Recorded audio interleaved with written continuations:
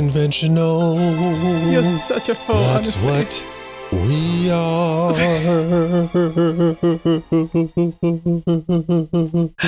That's so not the vibe.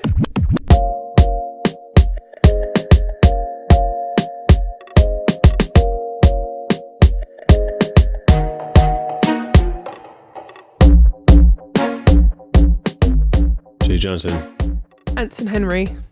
You know that Sydney McLaughlin was on the front cover of Sports Illustrated with some baseball player when she was 17 years old, dude, in a high school uniform.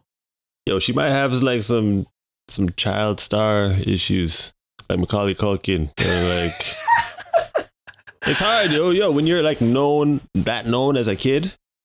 17. And in track and field, they don't care about them things. Like, there's nothing set up to support that. Sydney just came out and ran 52.83, dude. First opener. It's been interesting because she's obviously clearly one of the most marketable, one of the brightest stars, the athlete that everyone since Bolt, like, she's going to be the face of track and field. She's going to be like the most, she's beautiful. She's got the look, she's very charismatic and she's very good on camera. She speaks really well. She's got a really big following. A massive following, which is all about nowadays on social media. But it's crazy because she went to like the Olympics at 17 years old. So she only came out of college a couple of years ago. As soon as she came out to that deal with New Balance and everyone's like, yeah, but she's definitely going to make New Balance more popular. You think of those long distance people. Who's going to wear New Balance? They're making a nice shift into popularity. You know what I want to know? How much her contract is. I don't know, but he wouldn't tell me. He said it's the biggest one in history. You can roughly know. Everyone else knows. Why would we not know that? Like, how much a basketball player's getting? A football player. Why do we not know? Sure. Should just be public knowledge, Yeah. You know what? On a slightly side note, my brother, who does a little rap ting here in the UK, does his ting. Big up to one named Youngin. My name Young Jen. Bestie, you're my bestie. He got a sponsorship with New Balance. New Balance. Sydney. Yeah. Trayvon Bromell. Yeah. Kawhi Leonard. Oh, they're doing it. New Balance is cool now. I like New Balance shoes. Do you know what I like with a brand like that? See, the brands like the Nikes and the Adidas and all these, even though Adidas is really good, but the Nikes and stuff, which you would expect her to go with. I know it sounds silly, but the mental health of athletes, right, is a lot dependent on the support that they get as well, right? And the biggest support that most athletes get is their shoe contract. And when you feel supported by your shoe contract and the people at that brand, it just makes it so much easier. And especially if you don't feel like you're just the commodity. Of course, that you're going to do for them and they're going to do for you. But for someone like her, I feel like the amount of pressure and expectation on her is absolutely phenomenal. I don't even know how she's dealing with it. It's probably something she wouldn't want to talk about. Having all those eyes on you, being so young, having all these expectations. From college. And then you have the expectations you put on yourself. And then you got Delilah in the way. Well, she's the world record holder.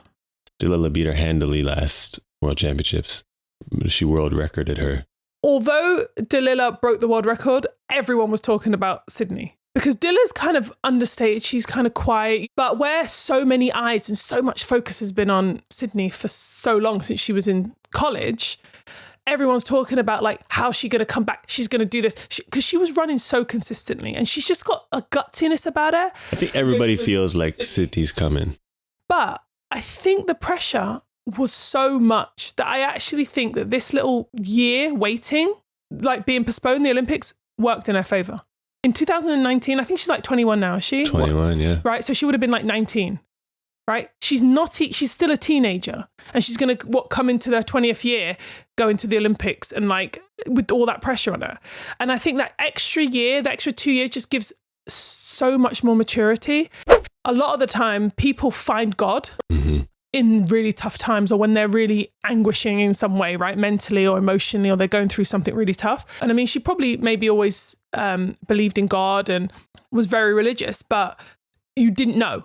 She never really spoke about it. It wasn't like at the forefront of everything she did. And then this year, she came out and is like, it's all about God, God, God, God. And everything she was then tweeting, everything she was talking about was scripture and God and religious. And I think a lot of people were a little bit like, you know, everyone knows about religion and it's everyone's choice. It's an amazing thing for people. But for her to do it, it was a bit like, and I'm sure all the brands were like, oh, well, what can we do with this? Right. Changes a lot of their options now. Yeah. It changes their image.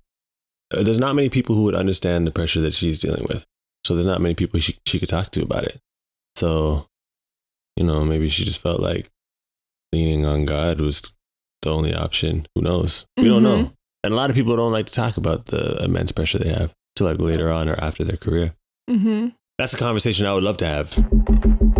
What has been going on in this NCAA season? It is absolutely popping off left, right and centre. For some reason, this college season has been a lot more exciting than the past however long seasons. When's the last time you remember college track and field in the United States being this exciting? Over here on this side of the pond, no one really pays too much attention to the NCAA. It's the college system in America, in the US. That's as much as we kind of know. And obviously, every now and again, you get some crazy performances that you might be aware of. But to be honest, throughout my whole entire career, I wasn't really that bothered about it. I mean, I heard about it, but the first time I actually really was taking notice was, I don't know what year it was, but do you remember Walter Dix? Yeah. That was the first time. That dude, I remember the track and field world was like, what? In the 100 and the 200. And I think everyone had to really pay attention. Ridiculously fast. I raced against him a couple of times and he's just one of those guys I was like, yeah, what did he run? He ran 9.8 high. Okay. But I mean, he was legit. He was a bronze medalist in the 100 at the Olympics. I don't remember that. Probably because of Bolt, Regin. Do you know what? It's so true. I really think he just overshadowed a lot of amazing performances. He literally took the spotlight away from all their mans in the 100 and 200 in that little period of time. They got no love, really. Like, oh yeah, so did that. No one remembers them. Most people can't remember. They just remember Bolt and that's it. Yeah, he was basically one of the first people that really like caught my ear. To me, I didn't think it was that relevant. And it didn't, and I'd see a couple of the results. I wasn't really that interested. This year, I don't know whether it's because we're all locked down, we're in COVID, but from the indoors, it has just been crazy. Well, I know who your favorite is. Who's my favorite? Talk about her all the damn time. Whatever. Ting Mo. Is it Mo or Mu? I know, I hear people saying Mo, but it's spelled M-U, so could be Mu. Who knows? I don't know, but all I know, a ting is a ting is a ting. Because what she has been doing, it's next level stuff. She's just got the package. In the 400, she's run 49.6 the other day. 800, she ran 157 and change. But the way she's doing it, I feel like she's got some strong chance of doing well at Tokyo. She's running for the USA, right? Yeah. Yeah, she'll make that team. She is. And my other favourite, one of my other favourites, you know I'm going to talk about jumps because obviously I love the jumps. Tyra Davis. She has been no joke. She jumped like 693 indoors and broke Jackie Joyner-Kersey's record. That's not a soft name, Jackie Joyner-Kersey. That's a real legend in the sport. Legend. Yeah? So she's already doing things on that level when she was this age, right? But she came outdoors. First competition after jumping that 693 indoors, bow, 714. Yeah, so it wasn't a fluke. I think it was like one of her first competitions, 714 bow. Javon Harrison, carrying on his amazing indoor form. He's jumped 844 outdoors. That is not messing. And he's jumped 236 in the high jump. 844 in long jump, 236 in the high jump. Ridiculous. He's definitely one to watch. Maybe could even make the Olympic team. I would say high jump, he could do it.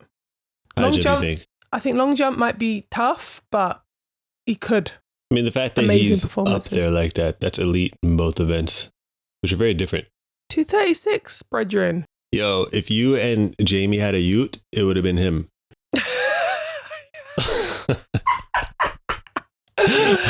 Big up Jamie Nieto. That's so funny. If you know, you know. Okay. Anyway, next. You ever high jump before? I did like a 1-2 when I was like 12 or 13. I jumped like 168. It's not too bad.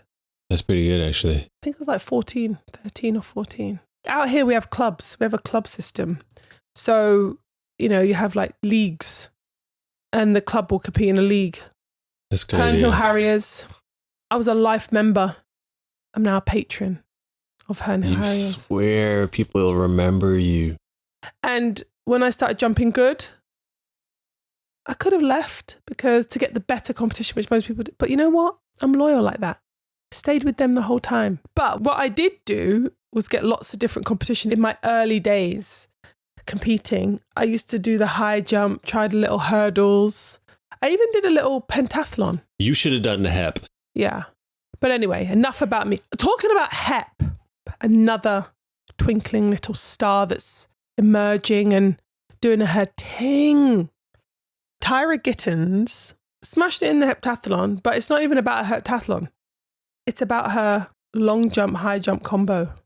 So she's doing a little bit of a Harrison, double high jump, long jump. She's jumped 696 in the long jump. So she's second on the list, right?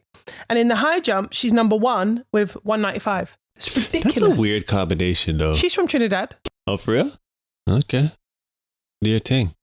I know a lot of people are talking about Terrence Laird. Yeah. In the 100 and the 200. I let me just say, we've been having discussions pretty regular. You think, and you kept trying to tell me that bowling is going to do this, going to do that. And I said from indoors, no. Okay, I didn't say that bowling was going to do anything. Dude. I said that if he did, he was going to have the fattest contract ever seen in track and field history. That. That's what I said. Dude, I didn't say that he was going to like dominate. And the thing is, when I saw Terrence, told me that he was going to give him a run for his money. Who, Terrence? Indoors. From indoors, you said, he listen. did give him a run for his money indoors. He beat him. And you said he's going to come outdoors and he's going to do some tings. And I was like, no, Laird is going to do some tings. Okay. I saw this boy run and I was like, no. Okay, this is what I did say. I did say he rises to the occasion when it matters. He beat Terrence indoors, which proved that. So when Terrence started running fast outdoors, I was like, well, Matthew's probably going to start running fast too. I'm not willing to hate on Matthew. I don't know Matthew though. I know Terrence. I'm cool with Terrence. The thing is, Terrence, he's not even thinking about the U.S. team. He knew he should have won indoors, so he just wants to secure it outdoors. He just started running the 100 for real this year. His PR before in the 100 before was like 1040 something. He ran 10-0s like nothing. He'll touch 9 seconds, and he ran a windy 9.8. Okay, it was a +3 win, but this dude, this year has run 9.80. Right. Attitude-wise, he ran 19.8. He's hungry right now. He's a favorite, but he's not thinking about the U.S. team. But as far as making the U.S. team in the 100, I don't think it would happen this year yet anyways. As far as making it in the 200, there's a very strong chance. But I'm not gonna count out bowling. Yeah, I don't know. Why are you always hating on bowling? Why are you always hating on Matthew? I'm just not excited by him. He does nothing for me. But that's just me. I'm just saying, that's a guy that could probably save the sport. If you think about it. If you think about it, not because that's what we think, because we think he's that great. It's because he's white. Yeah. And you'd say every white person would love to see a white 100-meter champion. Contending for the fastest man in the world, or one of the fastest men in the world contenders. Jeez. From the USA? Yeah, it's crazy. Oh, man. Yeah. Matthew. Save us, Matthew. Yo. But big up the one named Terrence. Yeah. Yeah, we spoke to him. We had an extensive conversation with him, me and the Fast U guys, Will Collins, Marlon Odom, man them. He loves to talk about track, very disciplined. But if you talk to him, he acts like he doesn't do nothing. You ask him about some supplements, he'd be like, well, I don't really take supplements, you know what I'm saying? I just have, a little bit of sugar and some water with some lemon in the morning time. Yeah, and got one my of those people. Anything you ask him about, you'd be like, yeah. So what kind of drills you do when you warm up? I don't really do drills. You know what I'm saying? I like to just put shoes on. You know what I'm saying? I swing my arms a little bit and get on the line. He's one of them mans. I don't know. He's just fast, Yo, we didn't really give no credit to the female sprinters that are out there, and some of them are running really fast. Really fast. TT Terry, silver medalist at the World Junior Championships. 1089. Jeez. USC. Coach Carroll out there is doing her thing, yo. She has some athletes, yo. TT Terry. She coaches Michael Norman. She coached Andre DeGrasse. She's done some things at USC, yo. Yeah. And I love that female coach. Ryan Benjamin. I love a female coach because there isn't that many of them. Yeah. She didn't like me before. Oh, she did it? No. It was a long time ago, though. Maybe she don't care no more. Maybe she likes me now. I like her. I like her. I like what everybody. What did you do to her? It's a long story, yo. I hope we're long good story, now. not sure? That was... Nah, yo, we'll stay away from that one. Okay. Yo, I like everybody. Okay. And I still like her. We moving swiftly on. Swiftly. Tamara Clark. Now this girl, I really am like, whoa. So she's run 1087 windy. It was only like a 2.3. And so she's number one at the moment because I think you were telling me at the NCAA, if the wind is below 4 meters per second, then they count it. Unlike for the pros, it's like you have to be under 2 meters per second. Right. But she's also in the 200, number one, really? 22.13. So she's right now ranked number one in the 100 and the 200, although 100 times a little bit windy. But she's also backed it up with a legal 1096, I think. Oh, for real? Yes. So she ain't ramping either. Oh, and I don't want to forget Kemba Nelson. Mm-hmm. She's from Yard. Oh, is She's it? Jamaican. She goes to the University sounds like of Oregon. A Jamaican name. Kemba Nelson. She is. Yeah. She run 10.9. Big she up won to Kemba. indoor. She won the indoor 60 meters. And the Oregon uniforms actually have the gold and the green. Doesn't have the black, but it has the gold and the green. Okay. So she probably feels well at home in that uniform. Jamaican flag. And she's probably going to be, that's going to be a hard team to make again for the Jamaicans. So Kemba Nelson, Brianna Williams, Elaine Thompson, Shelly Ann Fraser-Price. What a relay. There's 3 spots. It's a deadly relay team, but dirty relay. As far as who's running the open 100 meters, we're going to find out, yo. But Kemba Nelson has a really good chance of winning NC. So the women's side is hot too. But I mean, on the men's side, you see Terrence Laird, Sean Maswanganye. Whoa, you did good with that. I feel like maybe I did bad. I just say the South African youth from Houston, Sean. South African Sean, yo. I make it as easy as possible. Yo, bowling. Golden Child. Great White Hope. Yeah. You know what I'm saying? He's going to be in the mix. Makai Harris, who people are sleeping on. He won the indoor 60 meters. Joseph Fanbule, the guy with the worst start in NCAA history. Guys. The worst you need start to go and look at this race. One of the nastiest finishes. Dirty. He's a very talented athlete, but he's got to get that start together. Very talented. He knows the start is bad. It's very, very bad, though. But I mean, it's very, very, very, very bad. It's extraordinarily. It's very bad. He doesn't even. I don't know what. I've never seen anything like this in my life. He's a freshman though, so he'll get better. He's a freshman. He's massive. Yeah, he's huge. That's going to be a disgusting race. And a lot of these youths are going to be stellar pros. And a lot of them are going to pan out in the pros. It's just what it is. But they can just focus on the NCAAs right now. This is the fun part. LSU's had a history of some really, really good athletes. Terrence Laird. Javon Harrison. Xavier Carter. Oh, Richard Thompson. He came second to Bolt that year, 2008. He had the collegiate 100-meter record for a long time. Trinidad and Tobago. Big up Trinidad. Big up soca music. Yo, he just ran the other day. I guess he's been sitting out for about a few years. Still running? I don't know how long. I think he's just trying a thing. Olympicus? You know, me and my coach used to have that. You gotta tell everybody what Olympicus is. Yeah, man. Listen. Olympicus is one of those things that me and my old coach, John Herbert, big up John. Big up the one named John Herbert. But anyway, John and I would always have this funny thing that we used to say. Every Olympic cycle, you get someone who just can't let it go. You know, one of those people that have either never made it and they're never going to make it. Or they maybe made it back in the day and they can't let it go. So they come out of retirement. This time, this man is like working in the city, doing a job 9 to 5, been doing it for 5 years, right? But Olympics comes around. He missed out on the last Olympics, or usually a guy, I don't think I've ever seen a woman do this. He missed out on the last Olympics, so he gave up, and he's, he's gone and got a job and he's like, living the normal work life. And then all of a sudden you don't see this dude. And either the next cycle or the cycle after, so it could be like 8 years later, you see this dude down at the track like, yo, what's up? How are you? What's going on? Like, yeah, man, what are you training?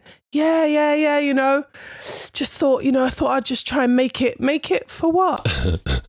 Like the Olympics, innit? Like, I gave up my job. We sold my house. And so we moved like to a smaller place so I could like live out the dream just to make that Olympic Games. John and I would look at each other like, Olympicus. An Olympicus right there. Yo. It sends people mad. This man gave up his job in the city, sold his yard, downsized with his family so that he could live out training to make the next the Olympics. And you know what the funniest thing is? It's like November.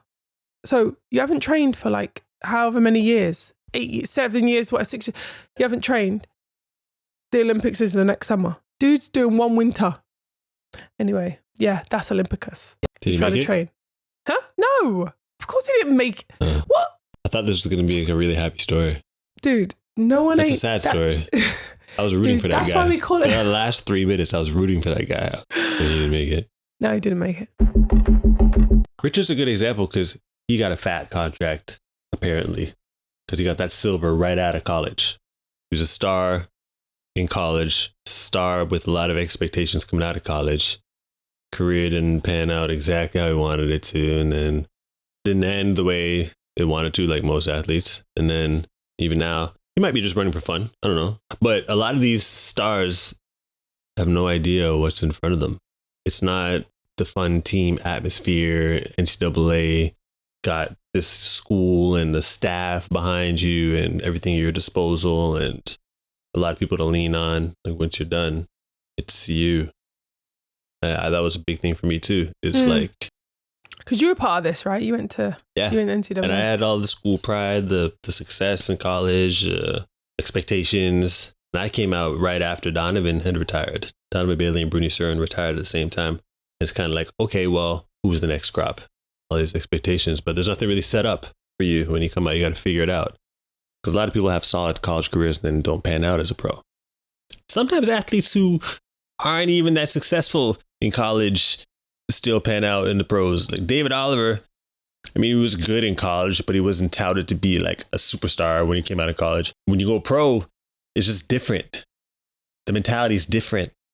Making the transition from being a collegiate student athlete to the elite side of things in track and field, I feel the biggest difficulty and the biggest struggle that I've seen when I was in that field was just from a mental standpoint.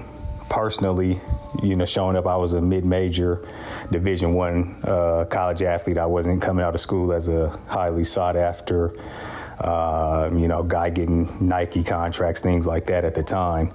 But when I showed up down in Orlando, Florida, to that professional environment, it hits you that, people are no longer running for scholarships and things like that. People are running to pay bills and put food on the table. The mentality that takes, where every single day is like a dog fight in order to try to make something of yourself. If you're not up for that, that is going to eat you alive. I saw that with a lot of training partners that I had making that transition, and a lot of people that had the talent. But, talent is never anybody's issue. We see it time after time, all of these high-level student athletes leaving from college, being NCAA champions, 10, 15-time All-Americans, things like that, but they can't make the transition. It's mainly due to that mental side of things. Then you're talking about the traveling, being on your own, not being, traveling with a team, all of those things. Once you make it, now the media, availability, things like that. One of the most impressive things I saw was Usain Bolt. We were in Sweden, can't remember the year, run at the Stockholm Diamond League, and I mean he did media events from sun up to sundown, and then was expected to go out there the next day and challenge a world record. Those type of things people don't really know about or don't really pay attention to when they're looking at elite performances. But, for him to be able to do that and go out there is like, wow, this guy is truly special, is truly different. But when you lock into that mentality and you get those things done like that, it makes the transition a little bit easier. But it's not easy at all. And one thing that I always tell now as a coach myself, I just try to work on that mental side of things with the student athletes that I work with, and just try to, we're not talking about the professional side, but just as far as we're talking about performance and being a consistent performer, which is the key in track and field, just making sure that mentality is locked in and making sure that the reason why you're doing these things in the sport is intrinsically motivated, not from external factors. Because once you're intrinsically motivated, that's one thing that I felt like helped me the most in my career. We came on the circuit at the same time, and he showed me his bag, yo. He came on the circuit, and I swear to you, he traveled with a singlet, some shorts, and some spikes.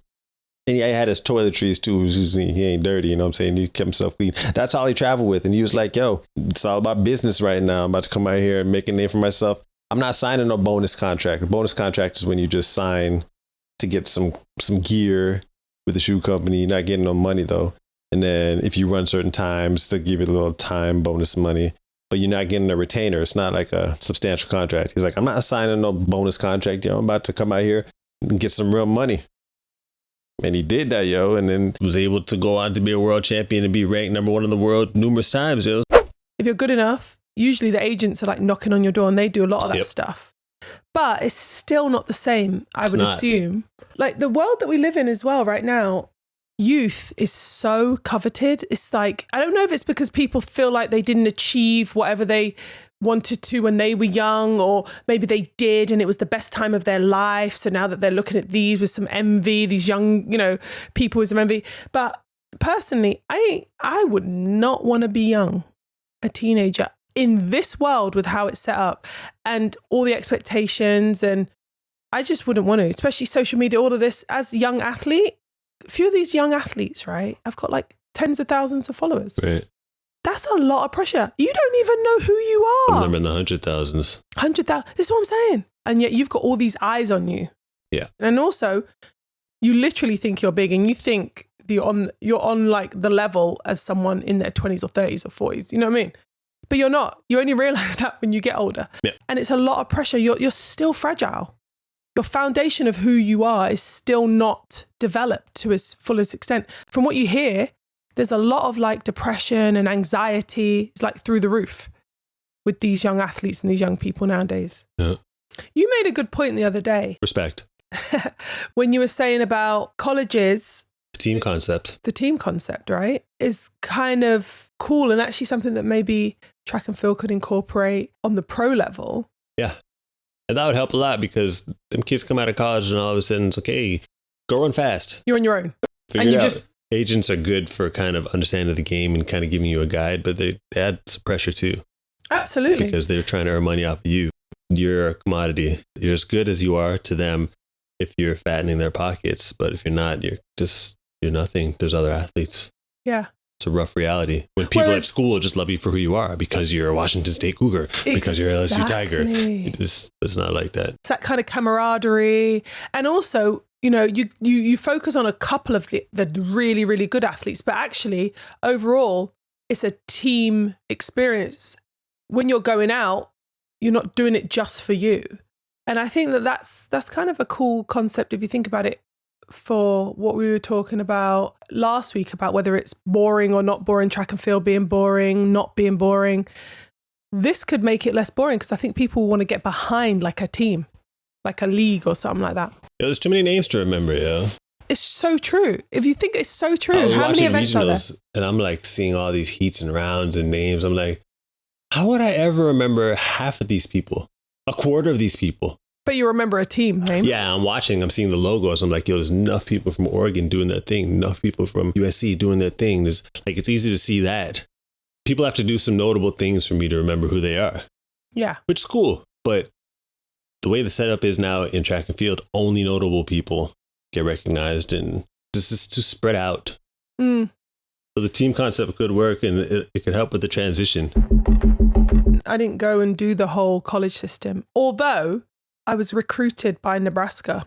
Yeah, it's a good thing you didn't go there. It's a good school. Dude, are you absolutely out of your mind? It's freezing. I just looked it up. It's not really my vibe, but after leaving like school here, I just went straight into being a pro athlete at 19. So that's kind of like how we do it here anyway. Yeah. Yeah, a lot of kids here now are going straight from high school to pros. Big up to one named Arian Knighton. He just won. What did he just do? He just won the ATL. I know. In Florida. He beat all the mans them. That's crazy. How old is he? 17. He ran 2011, right? In the two. But he beat mans. Like, he beat Trayvon Bromell, Zarnell Hughes. It was a good choice. A lot of people were deciphering whether or not he should have gone pro or not. I actually saw Costas on Twitter. He put out a tweet. That's how I saw it a few hours ago. And he's like, if Arian Knighton keeps progressing at the rate he's been doing this season, I wouldn't be surprised if he goes into draw inside 20 seconds and even take the world junior record in his stride. His confidence, apart from his talent, is amazing. And you know what's funny about Costas? Costas will cuss a person out. He does. I love Costas doesn't care. He just be cussing people. So I love it. If he's giving some props to someone, obviously there's something about them that kind of caught his eye, and he's always got something to say about world athletics. He's always cussing them, boy. And anyone who he feels like is sucking up to world athletics, they are getting cast. I love it. I'll be cracking up. He just goes off and I just laugh. These guys are now being compared to professionals. That must be overwhelming. Like, Terrence is getting put in the same sentences like Noah Lyles. How is he going to fare against Noah Lyles at the trials? And is he going to be on the 100-meter team with Trayvon Bromell? And it's like all these names coming around them. And it's not the typical college names being lined up anymore. It's like the fastest men in the world. The fastest people in the world. And then there's the shoe contracts being spread out. You know what I'm saying? You're trying to get your chunk of the money. You got people coming at you now trying to get their hands in your pockets. And it's just different. I mean, it's a different world than when I was growing up. I don't know how I would have coped with that amount of eyes on me, with that amount of scrutiny and like opinions, and you can see them and people are atting you, and you know, it's just crazy. Especially with how these young people are just living on their phones nowadays as well, right? I was never one of those people who cared about the phone. Soon as competition, the phone's going off. Don't message me. You're not going to get me. Nowadays, these people are like on the line. They're about to get on the line. You know when you have to take off your tracksuit and put it in the box, and then the little He's taking off a sweats now, you know what I'm saying? Lane 3, you know what I mean? Right. Wind's behind us a little bit, you know what I'm saying? Like, catch y'all at the finish line, all right, peace. One of them, man. That's crazy. But for real, I feel like it's a different life, so it's difficult for me. But one thing that I think's clear is the pressure and the stress, the anxiety, and, you know, like how much that must be affecting them. So I was looking the other day and I saw Tara Davis, the long jumper. So she jumped like 680 something the other day, right? So I saw some tweet that she put out, right? And she quoted some other person's tweet. So the other person put, I feel like hurdles might have been a healthy scratch. Her Instagram said something like, time to heal. I'm hoping she didn't pull something. And this person who said that is just any person, right? So then Tara Davis quotes this tweet and says, hi. I'm healing a hamstring injury that I got from practice the other day. I jumped twice from my Hearth approach. After my second jump, my hamstring was in a lot of pain, and the best idea was to scratch hurdles to prevent more injury. It's a bad look. Why are you explaining yourself? It's a really bad look. Keep that to yourself. Keep that to yourself, your coach. You don't need to explain nothing to no one, right? Heal. And come out, like, don't put yourself in that vulnerable position. I feel like you're already in a vulnerable position. Maybe that's why you're doing that. But this is what I'm talking about that vulnerability. Then, literally the next day, Vetter, the javelin thrower, he just literally at the European Team Champs throws 96 meters, something crazy, right? Just the third longest throw in history, right? No sign of nothing, just great, cool, whatever.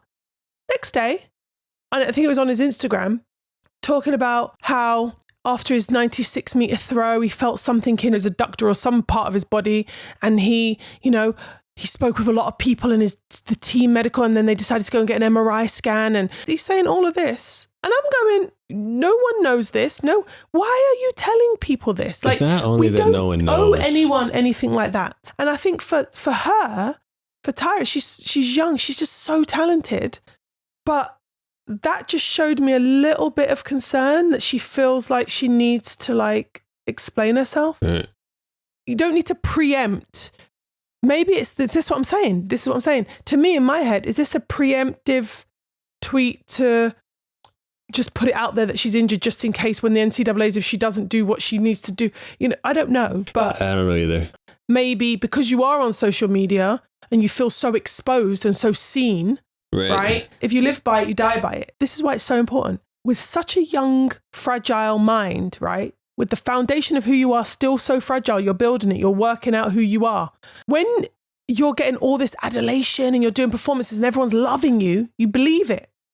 The problem with believing any of it and really taking it on is the minute it turns and now people are saying this, or you don't get all the other, because you might lose, you then have to take that on as well. That's seriously difficult for your mental health.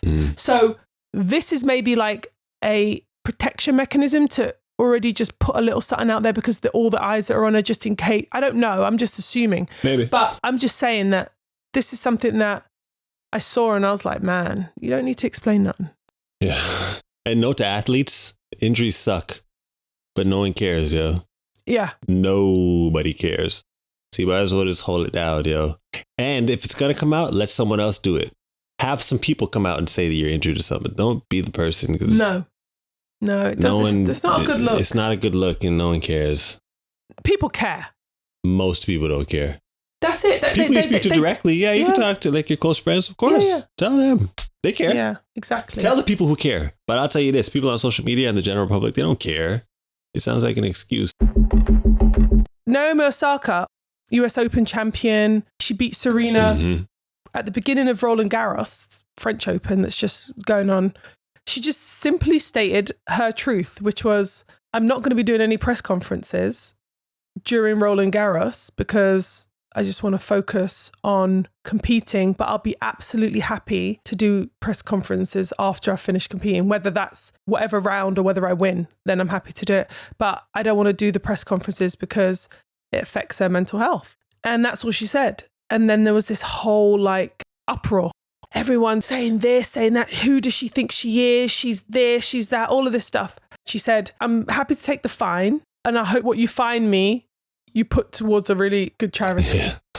Right? Which is true. It's like, you can fine me. I understand I'm willing to take the fine, but I'm not going to be doing any press. She came out and made a statement on social media, put out a statement saying she's withdrawing from the French Open. Yeah. Good, yo. But the thing is, she said, you see me wearing my headphones. That's because it drowns out all the noise. I get severe anxiety. I don't do well in public. I'm quite shy. I'm an anxious person. And it's a lot of attention. And it's very, very overwhelming to me. She said, a lot of people don't know this, but after the US Open last year, I've had long bouts of depression and anxiety. She said the media, it makes her feel absolutely anxiety. She's going to say the wrong thing, do the wrong thing at these press conferences after every single round. All she wants to do is focus on playing. So right now she's going to take some time away and, you know, she hopes everyone stays safe. And I said, this girl just changed the game. She just changed it because a lot of people are going through this. A lot of people feel this way, but she's the highest ever paid female athlete in 1 year in history. Really? She earned $55 million last year alone in 1 year. So clearly she doesn't care about being fined 15 grand at every single, you know, time she doesn't do a press conference. She doesn't care about that. And they know it. And I think that obviously the backlash has made them look stupid. And then they've kind of put pressure on her. She's had a conversation with them, but she said, you know what? It's not worth it. She just pulled out. I think it sends an amazing message. From what I'm seeing this year, from the results of some of these, you know, 18, 19-year-olds at this NCAA level, the results are so crazy. The performances are on par or better than the pro athletes, right? So this is a lot of pressure at this young age. So what she's just done is she's just paved the way to show that actually you can put yourself first, and actually you don't need to be pressured or strong-armed into doing something that you don't want to do. 99% of the people watching can never deal with the athlete pressure that most athletes have, let alone standouts like that are taking the tough questions, that are taking loads of questions, repetitive questions, and they know that there's certain things they are not allowed to say. If they do say the wrong thing, it could change their career. And then there's no forgiveness if you do mess up or if you don't compete well. But at the end of the day, she's trying to prep herself to be able to compete to the best of her ability for what she's known for what she does. She plays tennis. She's not a media person. A lot of people try and say you're obligated to do that when you're at that level. But really, are you obligated to do that? The media isn't obligated to respect how what they say can affect you. So obviously you have to look out for yourself. Right, let me ask you a question. When she was 156 in the world, let's say, right? Did the media want to do press conference with her? No, they didn't. Why didn't they? Because she wasn't good enough.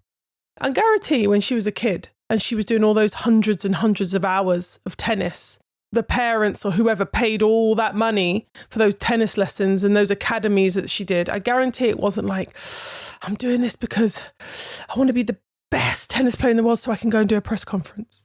That wasn't floating her boat. That wasn't getting her up every day. It wasn't to do the press conference. It was to be the best tennis player. So why the heck should she have to, or any athlete, put the press above what's best for them?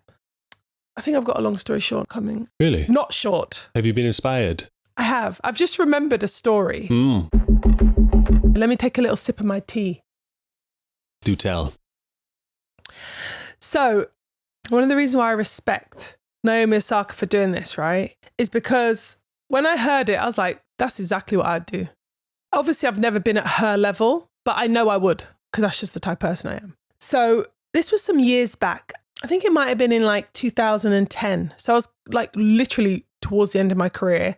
And I remember I'd gone through some injuries and I'd taken a year out. I was asked to do this show called Strictly Come Dancing. In America, it's called Dancing with the Stars. And so you in that. Anyway, I was doing pretty good. Unfortunately, I got injured. Grade 2 tear of my MCL, medial collateral ligament. And that was on my takeoff leg. It was a bit of a nightmare. So I had to pull out the show. I come back the next year, 2010. I start jumping, but I'm not really myself. I'm not really, at the time as well, I didn't realize I was suffering really severely with adrenal fatigue syndrome. I just wasn't really feeling myself. I was a bit out of sorts. So I wasn't sure where I was in myself, in my performance, physically, mentally. I was a little bit like apprehensive. And this competition was European Cup. Now, back then it was a really big competition and a lot of athletes really wanted to do. All the countries in Europe would do it. And whoever won, you would get to go to the World Cup. So back in the day, you'd get to go to the World Cup. So I back in the day, I went for Team Europe. So I actually competed for Europe at the World Cup, which is a massive thing for us, not just to compete for Great Britain, I actually compete for Europe. So I make the team, the number one in the country up until that point gets to go. So I make this team. I've always been this type of athlete. I can't stand going into any type of competition like that too far in advance. I need to go in the day before. If it's the Olympics or the World Championships, that's okay. I don't mind that. But like something like this, I need to go in the day before. I don't like sitting around. I don't like waiting. If I've got too much time on my hands, it's not good. But with this, our team used to force us to go there when it started on the Wednesday. We'd have to leave on the Wednesday. I would compete on the Sunday. I'm like, what am I going to do for all of these days? Thursday, Friday, Saturday. I'm just sitting around. That's not good for me. I need to be at home. I need to be in a familiar environment. My physios, I had a lot of back injuries, different other injuries. I want to be near my physio last minute, get a physio session, fly out. So I get there, really not happy about being there all these days prior to my competition. As soon as we get in, then we check in. Head of press for UK Athletics comes up to me. Now it's a new girl. There used to be this other woman called Emily, and I used to get on really well with her. Then there was this new woman that come along, and I hadn't seen her. I guess she was there in the last year when I had the year off. So she comes up, she's like, "Hi Jade, I'm blah blah blah. Just saying, we would love to do an interview of you today or tomorrow prior to your competition." Just to see where you're at and just have a chat, really. Straight away, I know what this interview is. On the BBC, they do this thing usually where when, let's say, the women's long jump's going to be on and I'm live and I'm competing and you show the images of me and they're like, oh, Jade in long jump, whatever. They will then do a little in screen, like a little box, maybe a full screen, and then it might go in screen where they're basically talking to me. So I'm saying this, I'm saying that, a pre-record, right? Asking me questions and then I'm answering whatever. They feature a few athletes they do that with. I don't want to do this. I don't know where I'm at. I don't know. I don't feel confident. I don't even know what to say. I don't want to talk to the press prior to my competition because I have no idea where I'm at. And I don't really want to say that and put that out there. And I know they're going to ask me about the injury. Oh, you did Strictly Come Dancing. You know, Strictly Come Dancing is one of the biggest shows on TV out here in the UK. So I know they were going to ask me about the injury. Why in hell would I want to think about and talk about an injury the day or two before I'm about to compete and get me in that mindset? Why am I going to think about that? Especially if I'm still kind of uncertain. I definitely don't want to do it. So I said, no, I'm not going to do that. So she looked at me like no one's ever said no. She looked at me really confused. She didn't know what to say. She was just startled and I just walked off. So the next day, she comes to my room. She knocks on the door. She's like, hi, Jade. I just keep her at the door. So I'm like, hey. And she's like, I've been asked to come and speak to you again because we really, really need you to do the interview. And I was like, well, I don't feel comfortable doing the interview. So like I said yesterday, I won't be doing the interview. She's like, but you know, every athlete has to do it. I'm now starting to feeling like very pressured. Like, why are you, I've just said I'm an adult and I've told you no and you're still. So I said, look, I'm not going to do it. Okay. Anyway, I've got to get back to whatever. Leave her hanging. Bye. Shut the door. That's that. It's now the morning of the day before. So obviously they're on a deadline, right? They need to get these edited, whatever. I don't know. She comes and knocks on my door again. I hear her on my door. I'm chilling. I'm like vexed as well because I don't want to be there. I'm bored out of my brain. I'm just in my room. Not even any English TV, nothing. I'm just like, oh. So I open the door. It's this chick again. So I'm like, is she for real? She said, Jay, can I come in, please? It's all right. So she comes in. She stands at the end of the bed. I just cotch on the bed. I just kick back on the bed. She's like, well, Jade, I know you've said you don't want to do the interview. I don't want to have to say this, but the contract you signed to get lottery funding states that you have to do these interviews. This is one of the obligations. You see the type of person I am? I love stuff like this because now it's never going to happen. I looked at her, I said, I told you now, this is like the third or fourth time I'm not doing the interview because I don't feel like doing it. I have nothing to say. And I told you this as well. Once I've finished competing and I know what I've done and I can feel what I feel, whether I do absolutely terribly or I win, I can absolutely give an interview. Right now, I don't know what I would say and I don't want to. I don't feel comfortable and I don't feel confident to come out there. And all that would happen is I'd be defensive when I'm getting asked questions and I would give off a wrong vibe to people watching. Then they're going to get a wrong impression of who I am because I don't feel comfortable and I'm going to be defensive. So I don't want to do it. If you guys want to take my lottery away, please do. Because 2 years ago when you took my lottery away, and it was the first time my lottery ever got taken away, I jumped a personal best and I made the Olympics. And guess what? I made the final. So please do take my lottery. No. I'm not saying that we're going to take that. I'm just saying, I said, so why are you bringing it up? I'm not doing the interview. Bye. Told her to get out of the room. The point is, why do these people want to force this type of situation on an athlete? The same with Naomi Osaka. If she doesn't want to do it and she wants to protect her mental health, and that was what it was for me as well, right? I don't want to put myself in a position that I don't feel comfortable. And what I think is really bad is that the other day, even though she's just left college, Sha'Carri Richardson did one of her first meets in Europe. And she was quite standoffish because they were in the press conference. She was like getting asked questions and they were getting her name wrong. And she was like, first of all, it's Sha'Carri. But that's what I'm saying. You're putting these young athletes, first time ever in Europe, in a press conference like that, in these situations. Imagine now, these young athletes, that are doing amazing things this year in NCAA, they're going to be like 18, 19. There's a couple of them, they could go and win medals at the Olympics. Right. And you're going to force them to do so. And they might not have that foundation, like I said before, of who they are, what they're about. They think they do. They might think they do, but they don't. And you know as well as I do, 40 years old, they got so far to go to know who they are and to have that real depth of confidence. And then you've got all these other team of people around you, these yes people, whoever they are, going, no, I think you should do this. I think you should do that. And you're quite influenced, you know? Well, you're forcing young people and young adults and adults to put themselves in a position where they're putting their reputation, their lives, their family's lives, the family's reputation on the line with the mix-up of two words. And their health. You have to be an idiot as a person of the press if you think that these people are coming in front of the mic and being themselves. They're not. So they're coming and putting on this act, which is very uncomfortable. And it's actually not good for you either. So you got to put this act on. There's no real benefit to doing press aside from, yeah, your name gets floated around, but someone like Naomi Osaka doesn't need the press. People know who she is. It's just because of how she plays tennis, which she's trying to protect. You're forcing people to have to be fake. You're forcing people to put themselves in jeopardy. I love the fact that she's quite shy and she's quite, she's quite a quiet character. She's not, absolutely not like loud or aggressive. So they can't even come. Like they used to try it with Serena when Serena would speak out. The whole, the angry black woman label.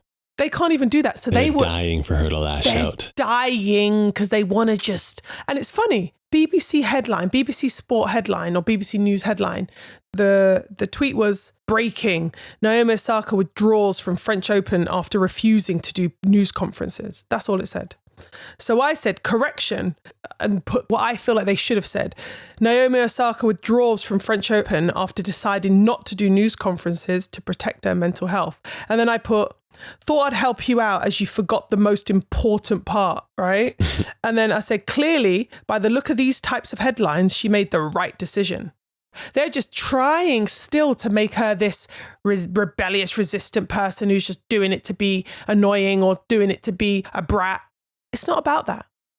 Now, someone who doesn't even know, they'll read that BBC News or BBC Sport headline and be like, whoa, that's who she is, and judge her. I really respect what she's done.